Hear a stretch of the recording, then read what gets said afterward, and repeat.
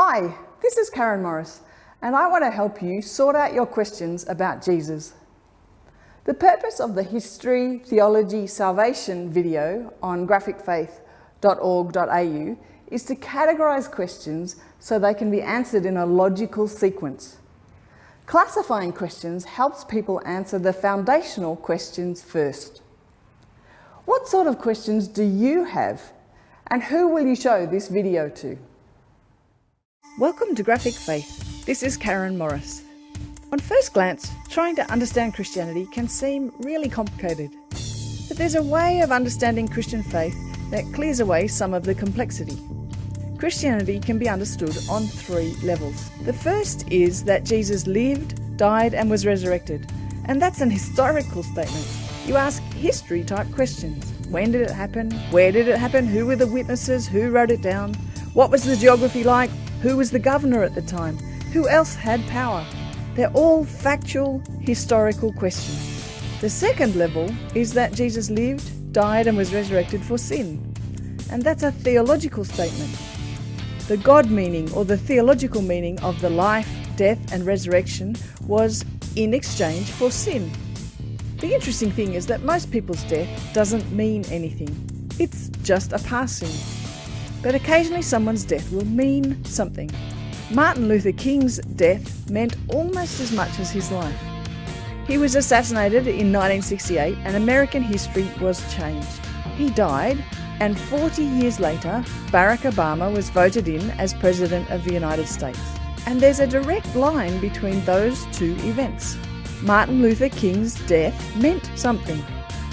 Well, Jesus' death means in exchange for sin. The theological meaning or purpose of Jesus' death from God's perspective is in exchange for sin. And so on this level, you ask theological questions.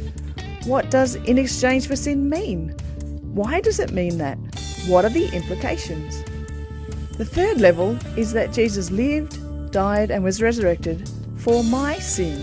And that's a salvation statement or a faith statement. That's when it becomes personal. Until it's personal, it's just a good idea. And there are billions of people around the world who believe in the history of Jesus. And of those, millions who believe in the theology of Jesus. But if they don't own it for themselves, then they're not Christian, and it's just a good idea. Let me give you a different example. I believe in the history of Hitler. I believe in the Third Reich, the Nazi Party, the death camps, and the rest. I even understand the ideology of the Third Reich, more or less. I understand the ideal of the Aryan race, the destruction of so-called inferior races, and the aim of a homogeneous German society. But I don't own it for myself. I'm not a Nazi. I don't believe, trust, and rely on the idea for myself. And it's like that with Christianity. You can believe in the life, death, and resurrection of Jesus. You can understand the theology of his life, death, and resurrection for sin.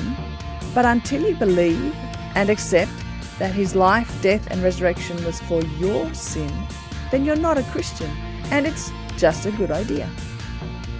You see, to be a Christian is always personal and never just a good idea. On this level, therefore, the questions you ask are, what difference does Jesus make to my life? Do I believe, trust, and act on this knowledge? And what's stopping me from becoming a Christian?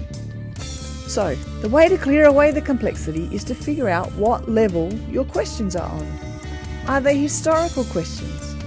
Are they theological questions? Or are they actually personal questions of faith? And once you've worked out which level you're functioning on, then you can move forward. So, you need to move forward by investigating Jesus, historically, theologically, and then personally.